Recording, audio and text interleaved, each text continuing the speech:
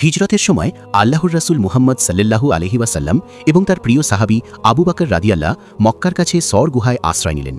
গুহার ভেতরে ছিল অনেক ছোট ছোট গর্ত।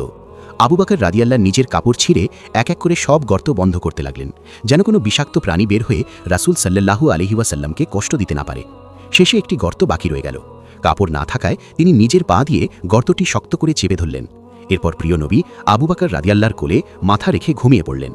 হঠাৎ সেই গর্তের ভেতর থেকে একটি সাপ আবু বকর রাদিয়াল্লাহর পায়ে দংশন করল। বিষের যন্ত্রণায় আবু বকর রাদিয়াল্লাহর শরীর নীল বর্ণ হয়ে গেল।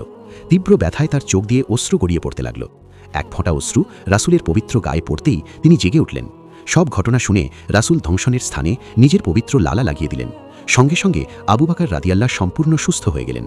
ঠিক তখনই গর্ত থেকে সাপটি বের হয়ে এলো এবং রাসূল সাল্লাল্লাহু আলাইহি ওয়াসাল্লামের দিকে তাকিয়ে বলল, হে আল্লাহর রাসূল, আমি 1000 বছর ধরে অপেক্ষা করছিলাম শুধু একবার আপনাকে দেখার জন্য।